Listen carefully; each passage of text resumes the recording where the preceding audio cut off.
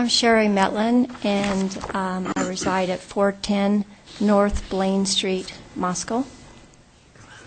Madam Mayor and members of the council, I support this ordinance to establish standards and requirements for bicycle parking to ensure that we build with all customers in mind, especially customers that shop locally, and with a solid set of standards so that the right rack is located in the right place the very first time.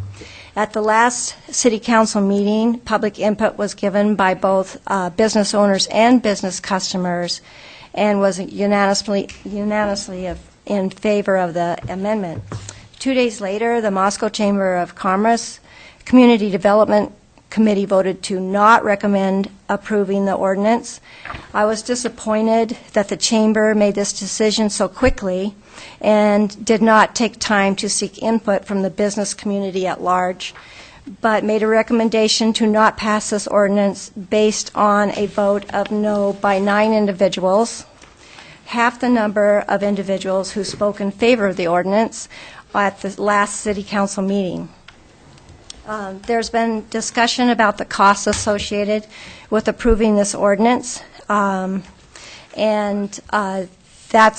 costs have just been covered, so I won't go into that.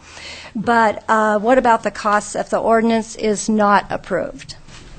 For the business community, if we do not pass this ordinance and give the business community a solid set of standards for bike parking, then business owners will be on their own and may install racks that are poorly designed in place, which will need to be retrofitted at some time later. It's much less costly and challenging to do it right the first time by following a solid set of standards. Non-existent and inadequate bike racks compromise safety. Business owners want customers to be able to access their businesses and access them safely. Without bike parking, bikes will be attached along disability railings, sidewalks, or stairways, with the result of impacting pedestrian and disability travel and overall access by customers. Not passing this ordinance costs business revenue by making it more difficult to shop for everyone. Non-cyclists and cyclists are the very same people. Few cyclists do not own a car. Cyclists are simply motorists on a bike. For business customers, costs for not approving this ordinance include having bikes damaged by improperly designed and installed bike racks, and especially through a greater possibility of theft when racks are not available. The wheels alone on a high-end bike can cost over $2,000. What are the benefits in passing this ordinance? It signals that the city and business community are strong advocates and leaders who can make positive decisions for a more livable community. Bike parking speaks to all that is good about sustainable communities, clean air, fitness, health, safety, and mobility. Installing bike parking saves businesses money up front. It costs less to install parking for bikes than for automobiles. With the proper racks, you can store 6 and up to 20 bicycles in an auto parking space if you have purchased racks that have the double layers. They're available. Installing bike parking is not hard to do nor expensive, but it does require a solid set of standards so the right rack is located in the right place the very first time. A bike costs less than $1 a day to maintain. Annual operation costs for a car approaches $8,000. Dollars that cyclists save can be spent locally. Cycling is a normal, everyday means of transportation, not for every trip, but 1/3 of all trips in America can be made in less than 20 minutes on a bike. Bike parking encourages people to shop locally. Think about it. Where else would a person on a bicycle shop? Bicycles are the most efficient form of urban transportation ever designed and have been used for transportation in Moscow for over 120 years. Adding a city ordinance to create bicycle parking regulations for new, changing, or expanding businesses and other developments saves money, and it is a step towards a more sustainable community. I support this ordinance to establish standards and requirements for bicycle parking to ensure that we build with all customers in mind, especially customers that shop locally, and let's do it with a solid set of standards so that the right rack is located in the right place the very first time. Thank you, Ms. Metlin. Is there others who'd like to testify in support of the proposed ordinance? Hi. Thank you, Madam Mayor and council members. My name is Jennifer Hebert, 613 South Garfield Street in Moscow. I'm not going to repeat all of the great comments by Ms. Metlin, and of course, all of you have received a couple of emails from me, so I'm not going to repeat myself. I do want to say that I support the recommended changes to the ordinance. I feel like they would address the concerns of the business community and still support the need for bicycle parking. Just like a business is required to provide parking for vehicles, it makes sense to provide parking for bicycles. And I think that the proposed changes to the ordinance would still provide for that parking in a reasonable and proportional manner, and that making things like covered bicycle parking an option would address what seems like a major concern about costs with the business community. So I think it would make a lot of sense to support this ordinance and the changes recommended. Thanks. Thank you, Ms. Hebert. Others who'd like to testify in support?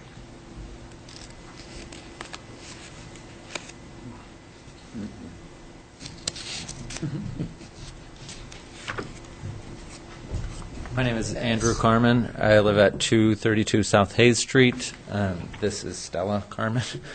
And I am the Student Programs Coordinator at the University of Idaho Sustainability Center.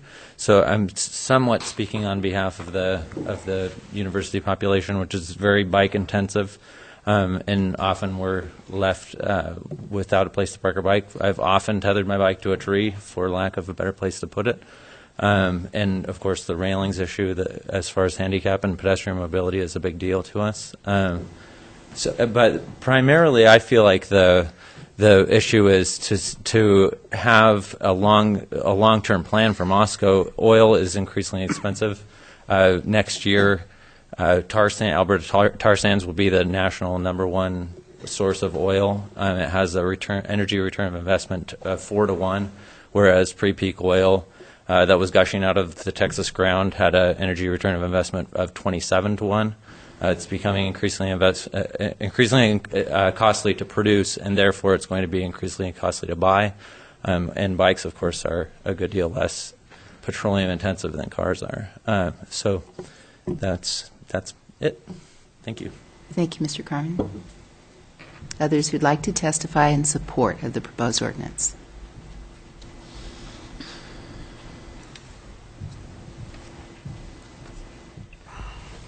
I'm John Crock. I live at 3100 West Twin Road, and I own a downtown business, Hyperspeed Sports. I'd like to say that I think this ordinance is a great ordinance to increase bike use in Moscow.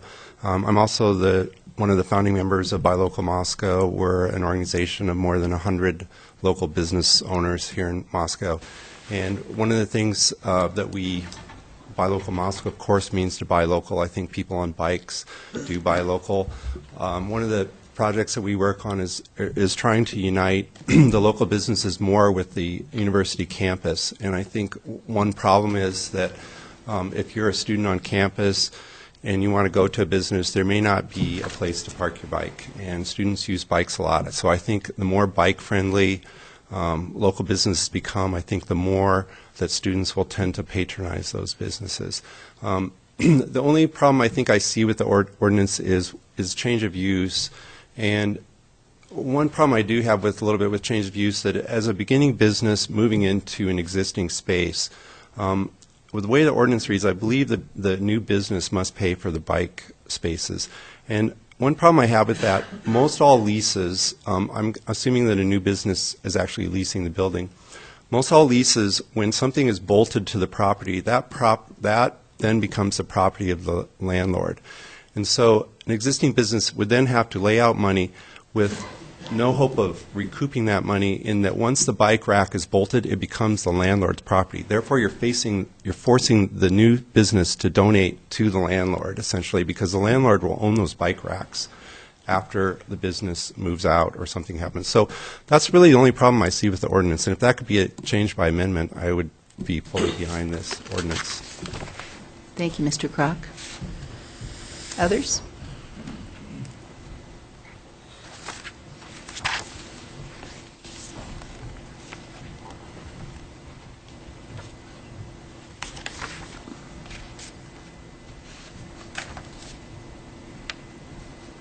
My name is Bill Parks, 1630 Pinecone Road in Moscow, and I'm also an owner of a business, or a major owner.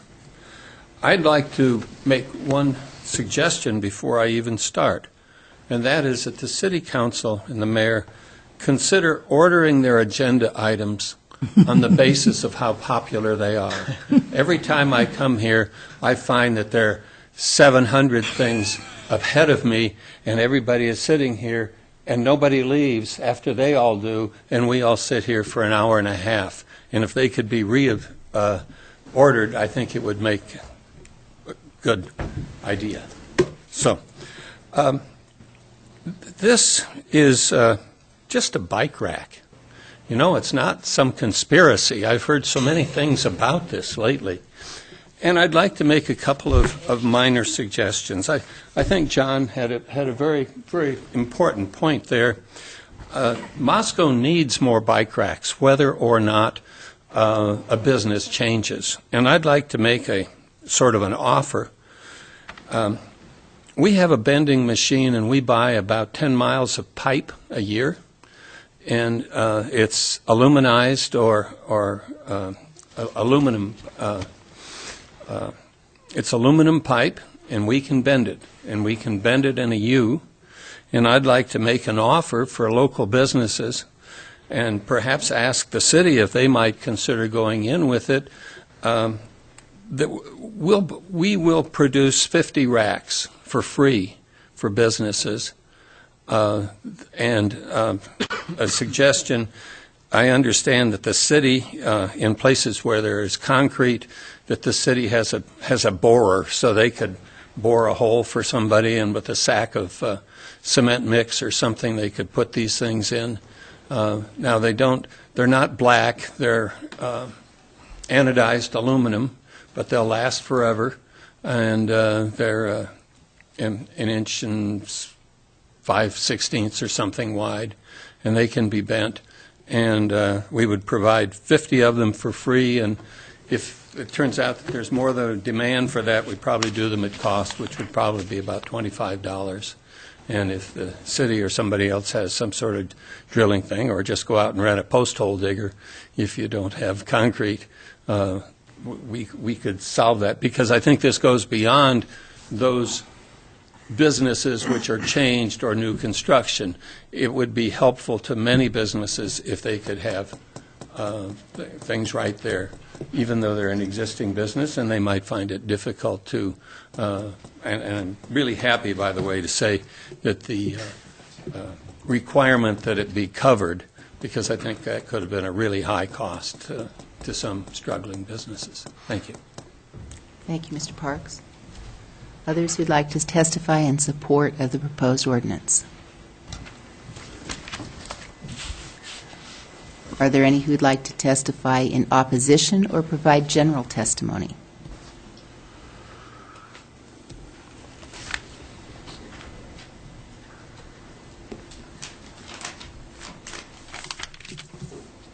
Madam Mayor, members of the council, Jim Anderson, 1628 Hillcrest Drive in Moscow here. I think this ordinance is completely unnecessary. Let's let free enterprise work on this situation. I was in business in Moscow here for over 40 years, and one of the first things I learned was if your customer had a need, you filled it. And I'm sure the same thing will apply for bicycle parking if needed. A good businessman, if he relies on people needing a bicycle rack, he will supply it. instead of passing more unfriendly business regulations, we should relax regulations that discourage businesses from expanding or locating in Moscow. Thank you. Thank you, Mr. Anderson. Are there others who'd like to provide testimony in opposition or general testimony?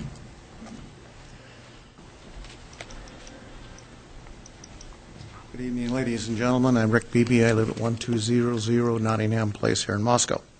I'd like to echo Mr. Park's recommendation about some of this. Also, old guys, pushing up on our bedtime here, guys. I'd kind of like to tell you about my day today, actually. I'll probably use in my testimony tonight the word silly a couple of times, and don't hold that against me. I just have a very poor vocabulary. I started the day by having a meeting with a longtime friend of mine, Nils Peterson, on a totally unrelated item. I've been gone for 3 months, so really wasn't very familiar with this particular ordinance or what it involved. I started the discussion with Nils today because I was sort of in disagreement with Nils with respect to the legislation or the ordinance itself. I thought I was doing pretty good, and then Councilman Lamar jumped in, and then they kind of turned the tables a little bit on me. But I want you to know that both those gentlemen I'm friendly with and consider them friends. I've supported both of them in the past in various things, and I'll support them again. In this particular case, I think they're wrong. We don't agree lots of times philosophically and politically. Mostly it's because they're wrong. I think it's important to understand, though, from talking to Councilman Lamar, that he had very serious thoughts and issues about bike racks in particular situations. So let me kind of go through my day. As I say, I haven't been here for 3 months, so I'm kind of a little bit out of whack about what was going on. So the first thing I did is we met for coffee, or Nils and I did, and Tom had to leave, but we walked out the front door of One World Cafe because I'd parked up by U.S. Bank and turned left. Well, I'm here to tell you that out in front of One World Cafe, there's, I think, 3 of those things, that are in the ordinance, and there was 5 bikes parked there. There was 11 bikes total parked from the corner where One World Cafe is and U.S. Bank. So there was 4 parked there, and there were 7 others parked between those 2 locations. There were several, and I didn't count them, but 4 or 5 of the recommended bike racks, that hold 2. 4 or 5 maybe. There was a couple or 3 of the ones that looked like an accordion kind of. But of the 7 bikes that were parked that weren't parked at One World Cafe, 2 were hooked up to our benches, which I thought was inappropriate.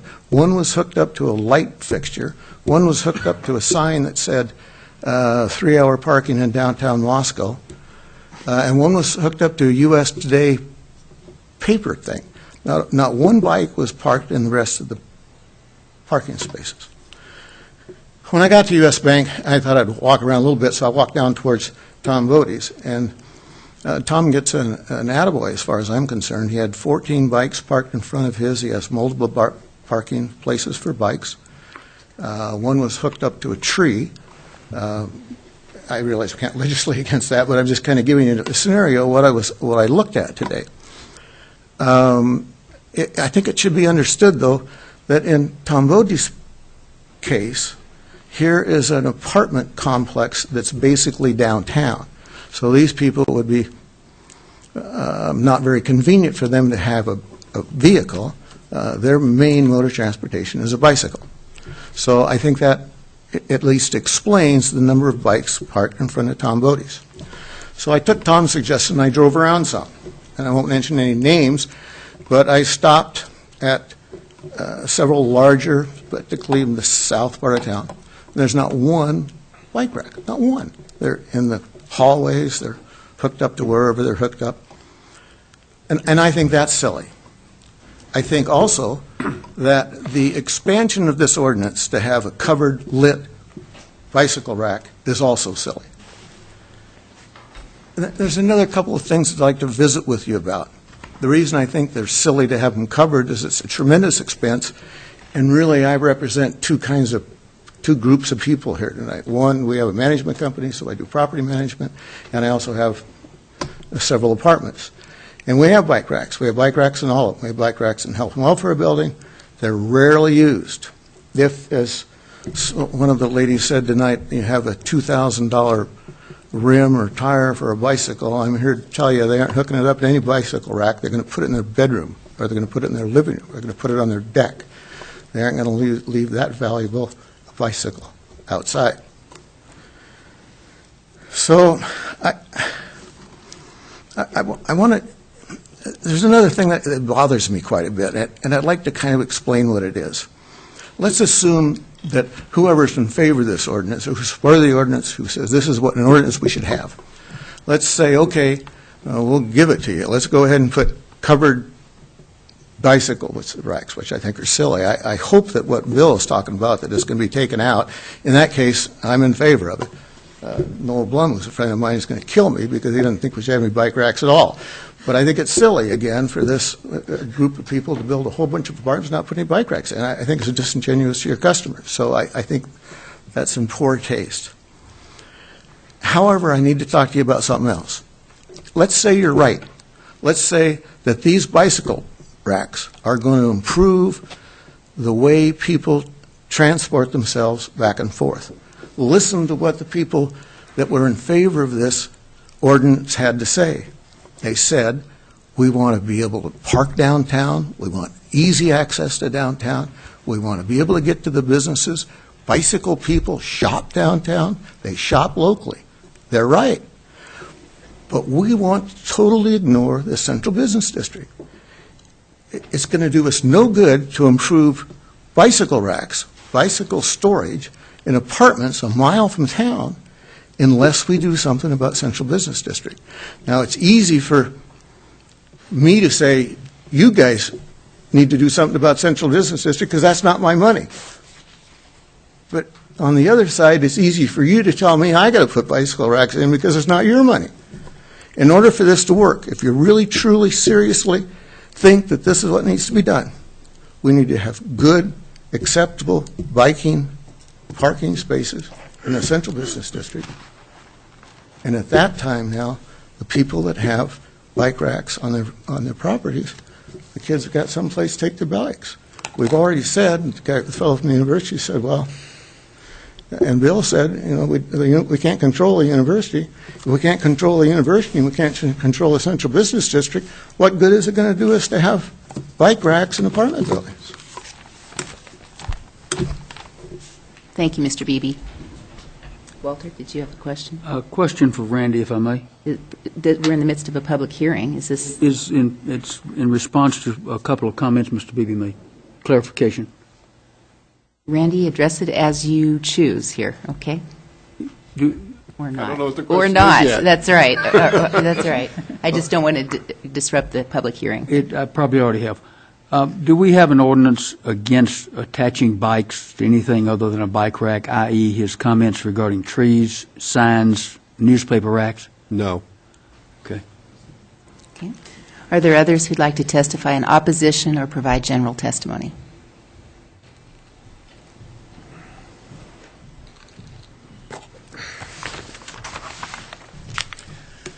Good evening, Madam Mayor, City Council members, members of the audience. My name is Bob Hieronymus. That's Hieronymus, 1001 Viola Road. I'm the president of the Greater Moscow Alliance, and I'm here tonight representing that organization. We're a 300-member strong group of residents of Moscow and Latah County. We desire to keep Moscow a great place to live, work, and do business. And to that end, we advocate free market enterprise, private property rights, and limited government. The GMA board voted to oppose this ordinance. I'm here to represent that to you tonight. But we do so based on principle. It's not that we oppose bicycles or bicycle racks, for that matter. So please don't misunderstand us. We believe the cycling community and the many cycling amenities in the city and in the county are a tremendous value to the community and add a great amount to the quality of life that we all enjoy. We simply consider the proposed ordinance as stepping beyond the reasonable bounds of government and intruding on private property rights of business owners. We would rather encourage the free market enterprise to help address this need, and in fact would commend Mr. Parks. That's a great example of what a private citizen can do with an interest in biking to help solve this problem. We'd like to see and encourage more of that kind of behavior, and we commend Mr. Parks for that. Thank you very much. Thank you, Mr. Hieronymus.